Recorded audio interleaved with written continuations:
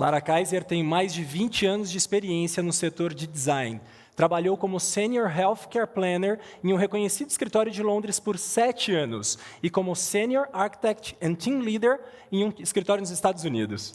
Lara é atualmente a diretora de Healthcare e Operações no estúdio de São Paulo, da Perkins Will, onde lidera projetos para grandes nomes do setor da saúde, como Hospital Israelita Albert Einstein, Prevent Senior, Grupo Fleury, Rede D'Or e Hospital Israelita Sabará. Por favor, fique à vontade.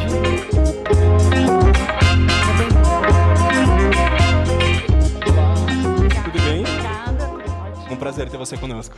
Muito obrigada pela oportunidade. É um grande orgulho poder estar aqui e compartilhar com todos vocês um tema que é tão específico nesse dia que a gente está falando de reatitude. Acho que apresentações sobre mim já foram feitas, né? Então, queria apenas ressaltar sobre a experiência focada dentro da arquitetura hospitalar, que é o meu princípio. Como líder de design, trago junto todo o aspecto relacionado a interiores e também às edificações. Com mais de 20 anos de carreira e com vários projetos aí pelo mundo, consigo com bastante capacidade poder compartilhar com vocês alguns temas que fazem parte desse dia. Hoje aqui eu trago alguns pontos, né, para serem discutidos e para trazer para vocês algumas experiências e um pouquinho sobre nós, quem que é a Perkins Will e a minha representação dentro desse estúdio que é global. Falando um pouquinho da Perkins Will, sem dúvida todos muito apaixonados por design e o foco sempre em criar espaços com excelência e muito significado. Então, junto com o nosso time, a gente vem proporcionando a excelência e ambientes que cada vez promovem o bem-estar dos usuários. Não só na área da saúde, mas em edificações, residenciais, interiores corporativos e até educacionais. Com mais de, agora um pouquinho mais, de 80 colaboradores em São Paulo, 2.400 pelo mundo, uma equipe dedicada a healthcare e ciências tecnológicas que englobam laboratórios. Hoje o time traz aí muito conhecimento por essa rede de 26 estúdios globalizada, onde a gente busca aprender e trazer para os nossos clientes locais uma experiência através de projetos que são dedicados pelo mundo. Reatitudes no ambiente de saúde. Quando eu recebi esse convite, que foi de muita honra, chamei o meu time para poder conversar. E perguntei para eles o que seria reatitude dentro da arquitetura hospitalar. E não só no ambiente de saúde. Nós, como arquitetos, qual é a nossa obrigação hoje? Como nós olhamos para o futuro? O que nós podemos fazer? O que acredito que a gente talvez ainda não tenha feito? Repensar e fazer diferente? Sustentabilidade, natureza em primeiro lugar, sendo o novo normal? Novos conceitos, investigação, muita pesquisa. Humanização, um tema que a gente vem explorando cada vez mais. Pluralidade e inclusão, sem dúvida, a gente vem cada vez mais não deixando de pensar nisso. Isso já faz parte da agenda. Pensar na saúde mental, saindo, né? Espero que a gente realmente esteja saindo de um momento tão complexo, onde a saúde mental tem nos provocado uma forma diferente de pensar na própria arquitetura, principalmente nos ambientes de saúde. E aí eu trago para vocês, para a gente poder ter uma discussão, poder conversar e discutir aqui hoje, alguns cases. Esse case, ele esteve muito na mídia, vocês podem pesquisar mais, mas ele foi um grande exemplo para esse momento de pandemia. O Rush University Medical Center, que fica em Chicago. É um projeto da Perkins Will e que trouxe com muita relevância exemplos para o mundo que foram replicados em muitos projetos neste momento. Uma arquitetura que trouxe a relevância em termos de acabamentos, em disponibilidade para contribuir principalmente com a entrada da ambulância, em momentos onde o sistema estava realmente com um acúmulo muito grande. fazendo a triagem adequada, onde a separação desses pacientes seja feita com excelência para não causar nenhum risco para os pacientes. Salas de pressão negativa, podendo também contribuir com ar-condicionado e para que a gente crie os isolamentos eficazes. Então, ou seja, também fluxos que sejam separados para a separação dos pacientes infectados ou não. E também a possibilidade de duplicação de gases e elétrica, inclusive em ambientes que não são de internação. Ou seja, lobby aqui, por exemplo, a gente tinha, como demonstra a própria imagem, acesso à rede de gases, de elétrica, para duplicar a capacidade de atendimento aos pacientes. Então, realmente, nesse momento, ele foi um projeto de excelência para poder tratar deste momento atual na localização que estava. E aqui, contribuindo para a humanização, uma relação com o verde, que é a questão da biofilia, e também uma iluminação natural que já promove a melhora do paciente. E mais uma vez, um outro case que foi de muito sucesso aqui em São Paulo, que é a Prevent Senior Morumbi. Completamente diferente dos outros, esse era uma edificação existente, um AAA, uma edificação que foi construída para ser um edifício corporativo e que o nosso cliente teve um propósito completamente diferenciado, que é a implantação de um hospital. Rapidamente eu mostro aqui, principalmente para as pessoas que entendem um pouco mais na área da saúde, a imponência de você ter que projetar numa laje corporativa de aproximadamente 1.200 metros quadrados, num volume, numa verticalidade, onde todos os fluxos tiveram que ser muito coerentes, pois esse edifício tem 24 pavimentos. Esse é um dos pavimentos tipo, e eu tenho certeza que algo desse tipo vocês ainda não viram em lugar nenhum. Então, a gente está tratando definitivamente da questão da humanização. Palavras do meu cliente, que temos muito orgulho em poder contribuir, esse é um hospital, ou seja, um hospital com hotel, que traz muito a questão da humanização. Então, como vocês podem ver na tela, o exemplo aqui demonstra isso. Tem os quartos de internação com áreas dedicadas a um quarto para o acompanhante. Quando vocês viram isso? Normalmente, o local para o acompanhante é uma poltrona ao lado do leito do paciente.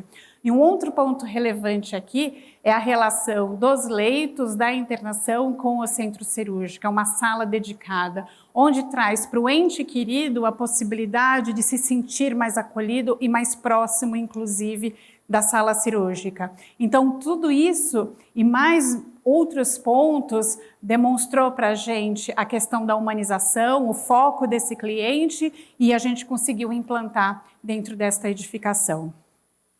E aí, para finalizar, vamos falar um pouquinho sobre o futuro dos hospitais. Se me permitissem, com certeza eu ficaria aqui muitas horas falando.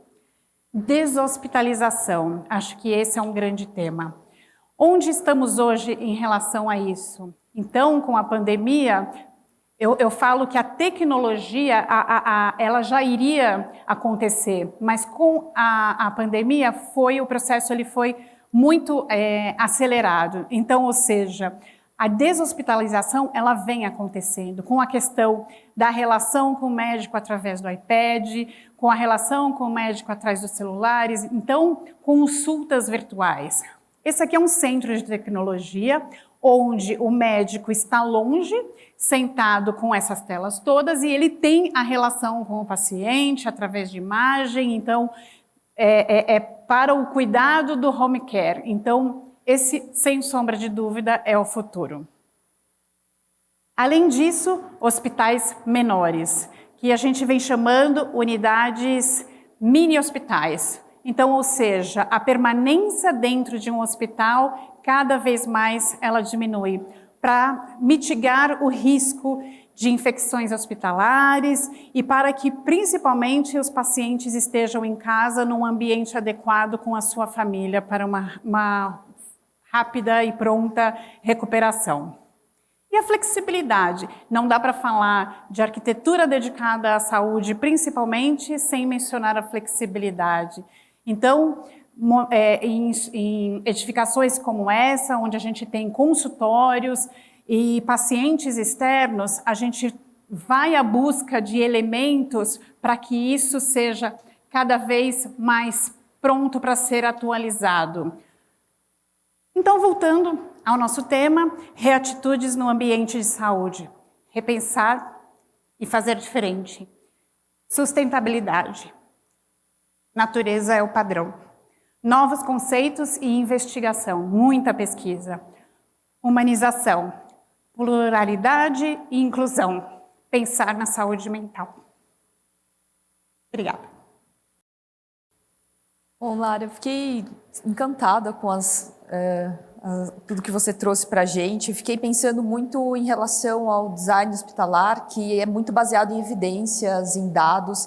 Queria que você falasse para a gente como que é esse estudo, né, de como se estuda os pacientes, os acompanhantes, né, agora que você falou dessa mudança porque eu passei muito tempo em hospital, né, e realmente aquele quarto pequeno, a poltrona, né, que não dá para os acompanhantes ficarem, também tem a questão dos colaboradores. Então, como que é essa coleta de dados para desenvolver hospitais mais eficientes? Como que é feito isso hoje? E como que a tecnologia ajuda nesse processo? Eu acho que você acabou de falar a palavra correta, que é processo. Então, acho que é o levantamento de dados, né, para que a gente consiga absorver minimamente os números em relação ao tempo e os acontecimentos, né? Então, o que a gente fez para promover a melhora desse paciente? E aí, o design baseado em evidência é exatamente isso. É a avaliação de todas as ações que você teve para dentro deste projeto e o que foi positivo e o que foi negativo. Então, trazendo, por exemplo, no caso de questões relacionadas ao médico, isso é muito comum. O médico ou a enfermagem, que seja, entra num leito e se confunde com quem é o paciente. Isso a gente ouve falar muito, são cases clássicos, né? Então, como que a gente faz isso hoje? Ou você tem dentro do leito anotações que falam os princípios sobre aquele paciente, essa é a Maria, ela tem problema com queda, ela tem qualquer tipo de questão que você precisa de cuidar especificamente desse paciente. Então, essa anotação está ali na cabeceira do leito ou na porta de entrada e isso tudo está conectado com o TI médico. Então, esse é um ponto importante. Uma outra questão que a gente vem tentando explorar muito, mas por questão de custos não temos tido tanto sucesso, é a cabeceira do leito para o lado correto, onde o médico está sempre olhando na mesma posição. Então, as ações do médico, com a mão médico, e eu digo equipe de enfermagem também, com a mão direita, então faz com que as ações deles obviamente precisam ser pensadas, mas muita coisa é automática. Então, se ele está sempre na mesma posição, o risco de erro também é um pouco mitigado. E tem N coisas, e aí a gente vai aprendendo no dia a dia, com todos esses clientes que a gente vem tendo a oportunidade de trabalhar, o que são as experiências deles, e aí a gente traz tudo isso para dentro do projeto. E Lara, recentemente eu fui consultado por uma rede hospitalar para a gente bater um papo sobre bem-estar dentro dos hospitais. Isso muito recente, tanto que esse papo ainda não aconteceu. Então, poder participar de forma técnica, junto com você, num evento como esse, uma palestra como essa, para mim é enriquecedor, porque me desperta vários pontos de pensamento, de entendimento a respeito do que é a vida dentro desses grandes centros e como a gente pode atuar para minimizar, né, essa sensação ou de excesso de trabalho ou de frieza entre relações também. E sem sombra de dúvida, a arquitetura ela promove o bem-estar e muda drasticamente para positivo a vida das pessoas. Eu não tenho a menor dúvida disso. É. E esse é o grande propósito do nosso estúdio, o Perkins & Will como um todo. A questão do design, ela é muito presente e ela é um dos pilares do nosso estúdio.